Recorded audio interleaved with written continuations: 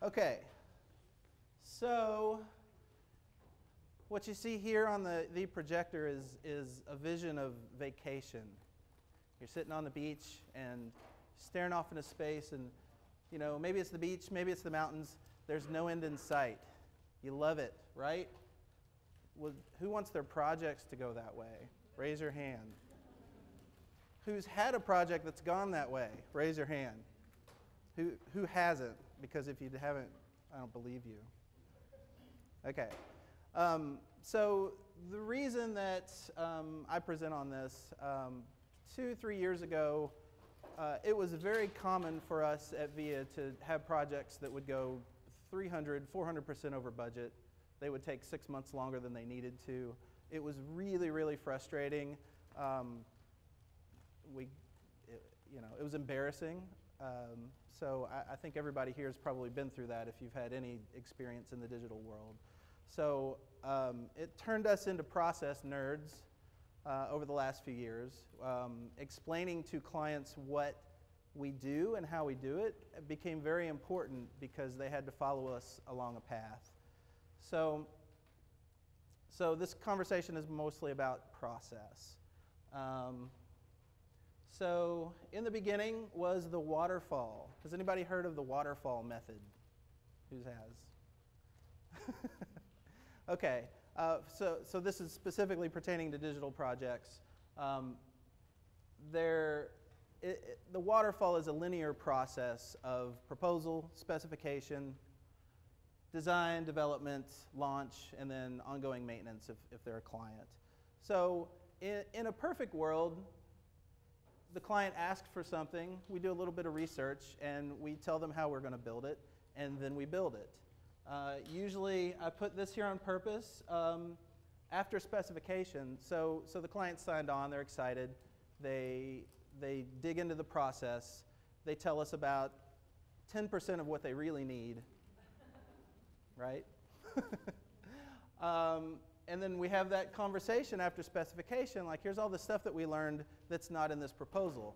And they get pissed off and they either leave or the rest of the project sucks because they're pissed off at us and we're pissed off at them because this isn't what I expected. This is supposed to be all unicorns, right? And it's not. So the way this process usually happens is we have to talk about the budget after every piece of this process. And there's uncomfortable conversations every step of the way. So who likes working that way? Not me. Who's had to work this way? Right. We've all done it. It sucks. So there's a better way, but this waterfall method is it's really frustrating. Causes problems. So a few of these problems, the waterfall method implies that everybody downstream from the people who first start the project have no insights into how to make it better. So our developers get designs, they get marketing strategies, they get everything handed to them, and in this process they're expected to just execute. So they're little hamsters in the cages just turning the wheels. That's not how people work. At this point in the industry, they're some of the most creative people that you should be working with. So when you've got, whoa, easy there. So when you've got people working in these silos and you're handing things over the fence from piece of the process to piece of the process, everybody downstream is frustrated because they don't get to participate. Hey, there's this really cool thing that I could add to this project. Well, the client's not paying for that. So maybe they'll pick it up later after we finish this. So people get frustrated, they get alienated, they don't get to have any input there. Number two, the target is always moving. So most of the projects that we have at VIA, whether it's a website or an app or whatever, at least 3 months, if not longer, is about how long it takes. 3 to 6 months, I would say. The target moves. The thing that the client might want in January is not necessary. You've been there, huh, Laura? Yeah? so yeah, it's really frustrating. Hey, here's the conversation we had. Here's what we talked about. 2 months later, oh, well, the CEO wants it different. So let's just all take a sharp right turn. Exactly. We've all been through that, right? Content. Who writes here? Do we have any copywriters? One, two, a few? Most projects, there's the assumption that somebody's going to write content, but that assumption is, they don't necessarily define that person. So it might be the marketing manager that's, hey, when we get closer to launch, I'll tidy up these pages, or I'll do this thing. I would say 70% of the time it's either existing content or it's non-existent content. Specification, I talked about this a little bit. Unless you have a client that's willing to open up their checkbook every time something changes, you can't change the specification without budget issues. And what clients do we have that love being told that they're going to be charged more money? Especially here in Louisville. It's crazy. So new insights are unwelcome distractions. So if we're still building that thing we thought we were going to build 6 months ago, and oh my God, here's a better way to do it. Here's a new tool. Here's a new process. Here's new content. It sucks. And even though it might be better, okay, we're going to have to wait till next year to implement that. And this is the most frustrating one for me personally. And I've heard this from clients, and I get really frustrated when they have this attitude, is that they feel like they're purchasing a product. I want you to do this thing. I'm paying you to do this thing.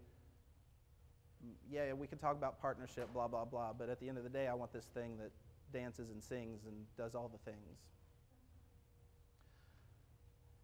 And on and on. So what other problems have you all had with projects like this? What am I missing here? Right.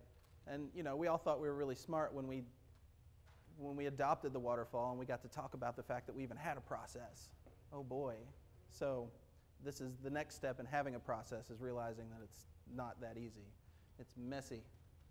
So the unicorn, and I'm not here to solve all of these problems, but there is a methodology called Agile that is a little bit more adaptable. Again, the definition of agility is flexible and adaptable and quick. So we're never going to solve the problems of bad attitudes or client frustrations or whatnot, but we have developed a process at VIA Studio that adopts some of these agile principles that have really helped. The last year has we've gone from projects that are 300% over budget to 250% over budget. No, not really. Shut up. Okay, so the first bit, and the most exciting for the teams that work on this, instead of silos, it encourages collaboration, because you define a team and they're involved in the process from the get-go, and they're not being handed something that they don't believe will work or whatnot. Instead of the target moving, the target is expected to move. And I think that's a big assumption that we should be working on with ourselves and with our clients, is not, oh my God, you just changed everything, but yeah, we expected that to happen. Here's how we're going to deal with it. Content still sucks. We're not going to fix that with this process. I would encourage, there are ways to encourage this. In kickoff meetings now, we go through a specific part of our process, which is roles and responsibilities, and it is content gets brought up. Who is the copywriter on this project we're working on? And they still don't have an answer, but they know that we've thought about that, and they need to think about that before the end of the project. So instead of a rock-solid specification that does not change, new insights during this process make the work better. And we had a really tight turnaround project at the end of the year, this year, that just, the client was from out of town, and they were just thrilled with the adaptability that this process gave us. It was great. And back to the issue of the client feeling like they're purchasing a product, they feel like they're part of the team, and they should feel like they're part of the team, because even though they get a thing, a website, an app, or whatnot, this is still a service industry. They're not buying something off of a shelf. If anybody's tried to build a Magento site, they know that yeah, it can do all of these wonderful things, but how many hundreds of hours does it take to make it do those things? Has anybody done an e-commerce project here? Yeah. Right. Yeah, and that's, you know, the biggest thing to be aware of is, yeah, it can do all these things, but the more customized, the more time it's going to take. And they live happily ever after. Okay, I'm finished. Any questions? I'm going home. No, kidding. Yes? So I think going back to they're not involved all the time. Yeah, I think empathy is something to talk about there. Again, if you feel like you're purchasing a product, you don't necessarily have empathy for the developer or the designer in the background that just spent 100 hours doing a thing. Like, well, it's still not what I want, so change it. So if they're involved more in every step of the way. And this isn't even for digital projects. We've done a few logo design projects that work in this methodology, and they get to follow the thought process through every piece of it. Sure. Right. So the question, if anybody didn't hear that, and correct me if I'm wrong, is do we bring in the entire team so the client can meet them, the team? And the answer is yes. As early in the process, they should meet the entire team. Even if they don't work directly with somebody, they should know everyone's roles and responsibilities there. And we'll talk about specific pieces of that process towards the end. So the biggest concept in this methodology is something called a sprint. So what a sprint is a defined chunk of time in which we're going to do a certain number of tasks. So in sprint 1, it might be research and discovery or concepting. In sprint 2, it might be design, creative brief, something like that. But the way this works, the process works, and this is essentially replacing the waterfall, is all of the things that you do happen in a sprint collaboratively. Instead of being handed a specification and starting to design or develop to that, the entire team jumps in and they start to plan what they can be doing or what they need to be doing. So a lot of this requires some upfront work. So I mean, you can't do development without some type of design or wireframes or whatnot. But at least in this system, the developers can do a little bit of advanced legwork. Hey, if I'm going to be deploying this onto a server somewhere, I could probably go ahead and start doing that instead of doing it at the very end of a project. So, and this includes the client as much as possible. So while we're working on a sprint, at the very least, there's a check-in at the very beginning and one or two check-ins during the sprint. A sprint for us is optimally 2 weeks, where we've got this bank of time. Here's the team. Here's everything the team's going to do. In the best case, the client is part of that team, and they have their own homework too. So we just kicked off a project. In the first sprint for them, we've handed off the creative brief, and we can't start the next sprint until they've got that approved. So the demo happens at the end of the sprint. So, and these words are important. I think the way that you phrase these are important so that they know a sprint, it's the words on purpose. A sprint has a start and an end, and after every single sprint there's a demo.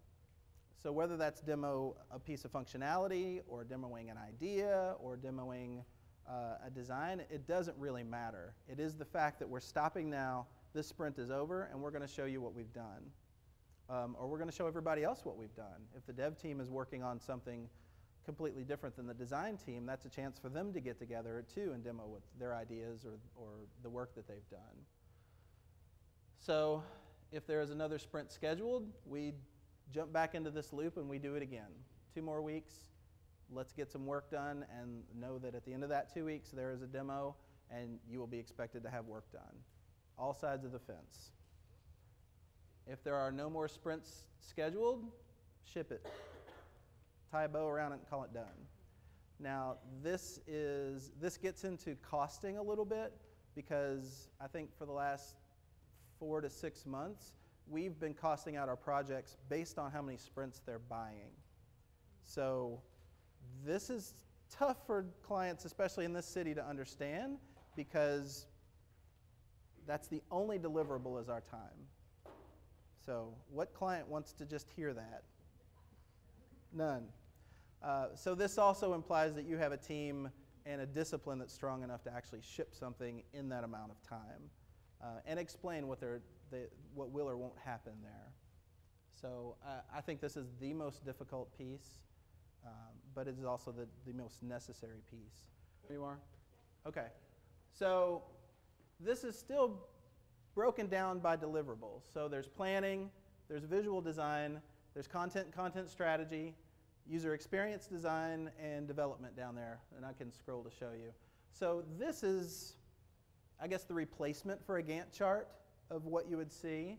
And it is a commitment on our part that we're actually going to, we may not get this done to this exact roadmap, but these are the things that we expect to do during that process. So sprint 1 is mostly planning. Creative brief, requirements, roles and approvals, demos and planning, a little bit of visual concepting. Sprint 2, we start to get into content strategy, site outlines, SEO planning, user experience. Sprint 3, you see how this starts to filter down. So the more that we know that we're going to have during those sprints, this is also a fantastic visual indicator for the client to know if we're on sprint 4 and we're still up here in planning, we're fucked.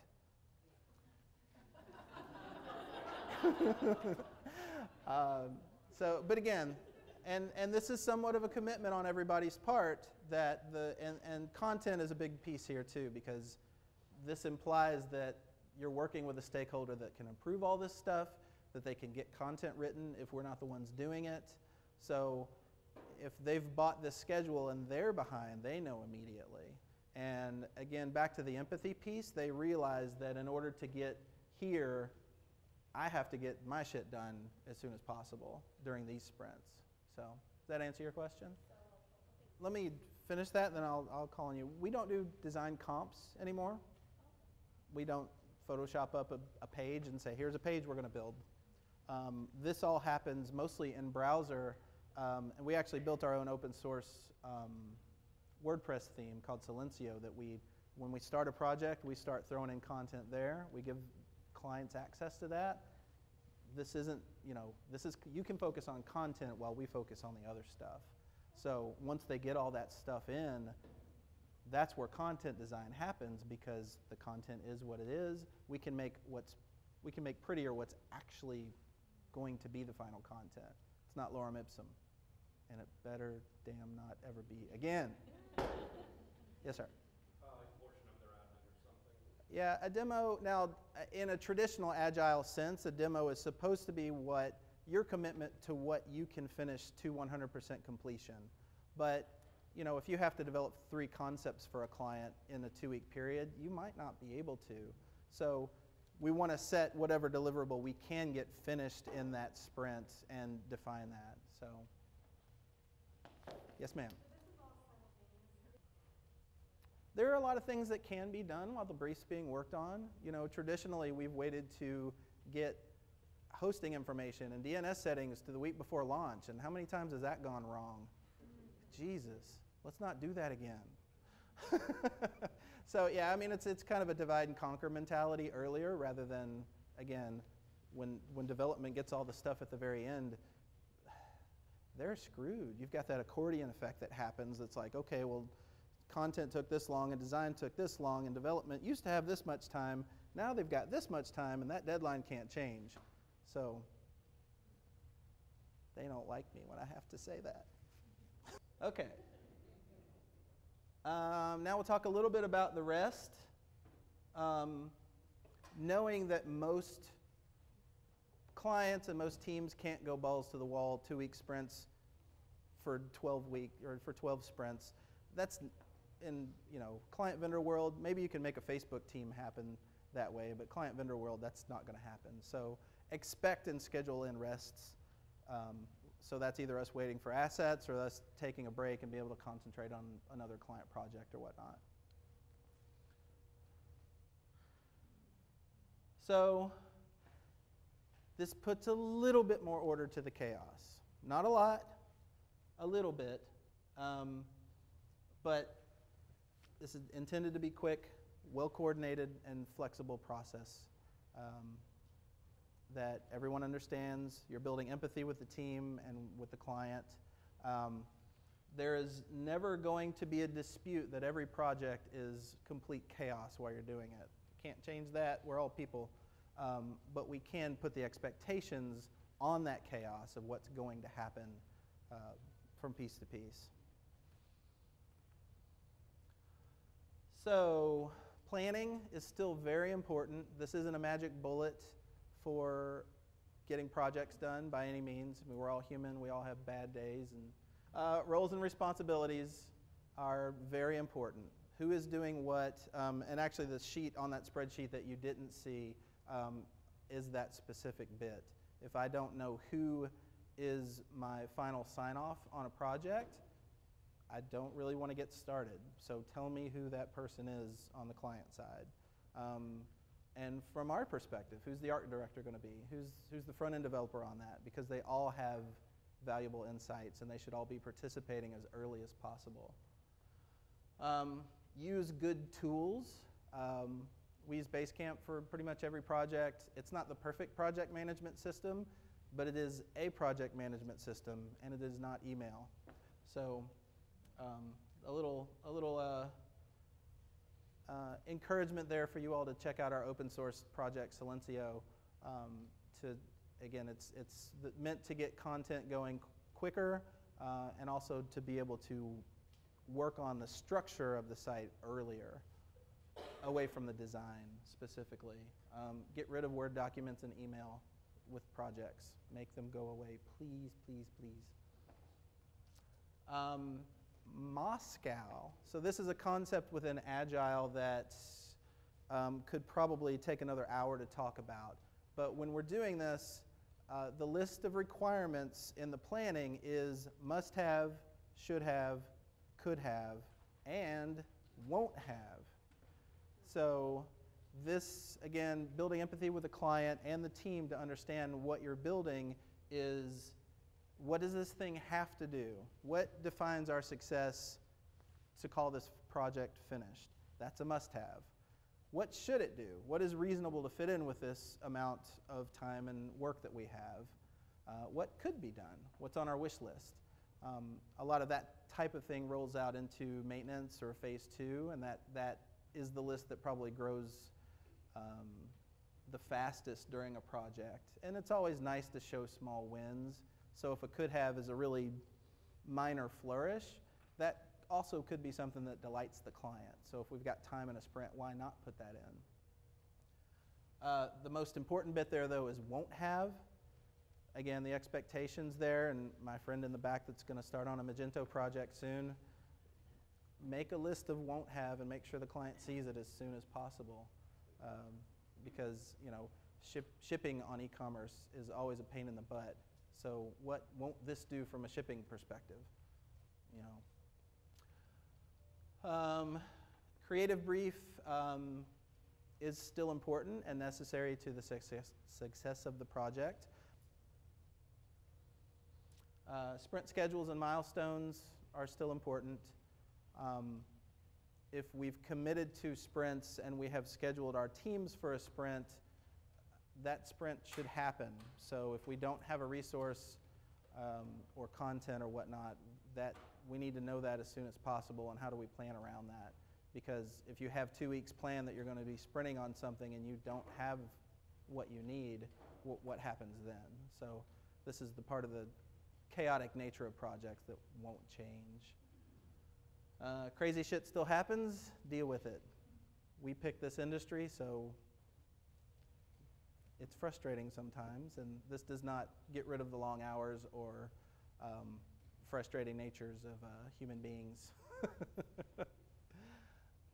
And again, Agile is not the silver bullet, but it does set up the expectations in a wonderful way that, again, there haven't been many projects that have rolled through in the last few months that we haven't done this way that the clients haven't been completely thrilled with.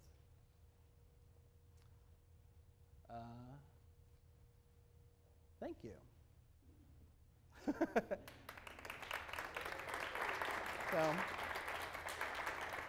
all right, we have a few more records, so let's talk about where have we failed and how can we make it better. Yes, ma'am. What kind of challenges, if any, have you had with this new process, and how do you work around those challenges? I think time commitment is the biggest challenge. We had like I say, in the final part of last year, we had a new prospect call us and said they needed an 8-week turnaround on a pretty humongous site. So that commitment is not necessarily just ours, it's the client's too. Surprisingly, it launched on time, and the client, Sean, sat in on the final review project, and she was gushing about the Agile process to her HR team. She said specifically, we couldn't have done this on time and on budget without having Via's process on that. So I think resources and commitment is still the biggest piece there.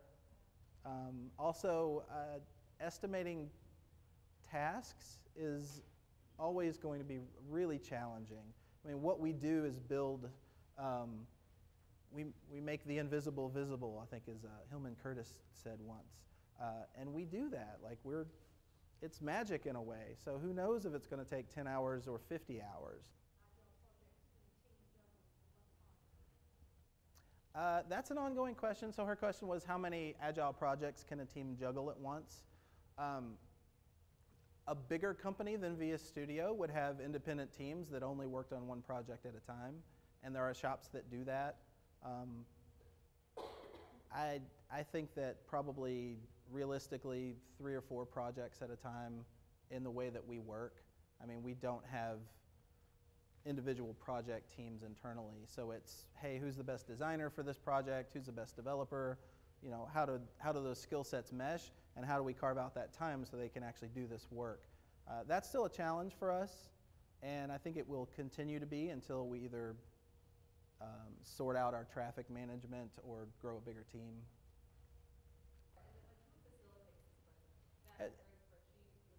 It's still the account manager. They're still the cat herder there. But if we do our job correctly, their responsibilities are vastly diminished because everyone is participating in these demos and everyone hears the same things. The account manager is not playing that game of telephone or saying yes to the client and, hey guys, guess what? We get to work 30 more hours over the weekend. So intellectually, we've known about it and we've been jealous of it with internal development teams for years and years. So again, startups and tech shops like Facebook or Google, they'll do this because they can have the mandate from management that, hey, you all are a team, you all have everything you need, get going, ship me a demo in 4 months. It's very difficult to make that leap from internal to client-based because clients don't give a shit how we get this work done. They don't care. I'm paying you, let's do this thing. So what we're trying to do as an industry is build that empathy to where, you think you want this thing, once we start to kind of craft that ball of clay, it's going to be something different. It's not going to be what you have in your head. So let's use that insight to our advantage and not to create a barrier between us and the clients. So now emotionally, again, and financially, it was, we got to a point where we couldn't keep going over budget 300% on projects. I don't think so, have we? Somebody's doing functionality, somebody's doing creative design, somebody's doing... No, but I would say that I think it could be done, And I think whoever is leading the project should have the force of personality to insist on this process. Guys, we're going to meet on Mondays and Fridays for a half an hour. If it's a conference call, if you're not in town, that's fine. But we are going to build it this way, and I need your commitment that we can. I don't see why it can't. And again, making that leap from on the client side, the most terrifying thing I've ever done was send that first spreadsheet to the first prospect and just like, there's no damn way they're going to buy into this. And the conversation was, oh yeah, this makes total sense, let's go. Right. I've seen some completely virtualized teams just spread across the country or the world do these. But that proximity really helps to watch our teams, like, guys, we're going to sprint together. Let's go get in this room and nobody bother us for 4 hours because we're going to get some shit done. That's fantastic. Any process is just a map of the territory. So if there was a saying back when I was a kid doing too many drugs in my 20s that the map is not the territory. And it's true. You know, we draw this map that was the waterfall, and it's like, hey, we're going to do it this way. It's going to be perfect. Well, that's like seeing, you know, a topographical map and saying, well, there's a flat sheet of paper. It's going to be easy to climb that mountain. No. So I think that's the big thing you have to realize, and we're constantly tweaking this. You know, there are very strict Agile methodologies, such as Scrum, that require you to adhere to that process from start to finish. It doesn't really work in the client agency world. So we have to kind of cherry pick these methodologies and integrate them the way that it works for us and our teams and our people. And, you know, I'm an obstinate, stubborn person sometimes. So how does my personality fit into how we're adhering to this process? That type of thing. So I think it's pick and then evolve. So, and realize what works and don't be afraid to trash it, because trashing the waterfall has been the greatest thing we've done in years. Continuous feedback in their process. Most of my team's here, so I know. I'm a little terrified at some of the answers that I'm giving. I'm a cheerleader, and I'm also kind of a process nerd, and I care about that. Like, I don't want my team to be there for 20 hours because we underestimated a task. Like, I feel bad. I can't do anything to help a back-end developer code this thing. I'm not a developer anymore. So I guess just kind of holding the flag and saying, hey, we're going to go this way. I don't know if it's going to be better, but anything has to be better than what we just went through. And you have to feel that pain and know that that pain is, if we keep doing it the way we are, our clients are always going to be pissed off. They're always going to expect something that's probably not the right solution, and our staff is going to keep turning over. So, I mean, I don't want to be so extreme to say it's do or die, but if you have a team that you care about, you should be able to be that cheerleader to say, hey, we're going to go this way. If it doesn't work, we'll find a way around it, but we have to try. About who and when is going to make those decisions. So it's not surprising. Who's heard of the swoop and poop? Not many people? Okay, there's that's the stakeholder C. So yeah, there's a new book from A Book of Parts called You're My Favorite Client, and they describe exactly what you're talking about. You know, it's the unknown stakeholder that comes in the middle of the projects and shits all over it, and we're back to the drawing board. So, sorry. But this is part of the using the right tools, and that communication is like, okay, you know, whatever we need sign off on, we need it before we're proceeding. So, excuse my foul language. I'm trying to be entertaining. All right, we're a little bit past 1 o'clock. Is there maybe one more question, comment, concern? Are we doing it wrong? No? Okay, thanks for your time.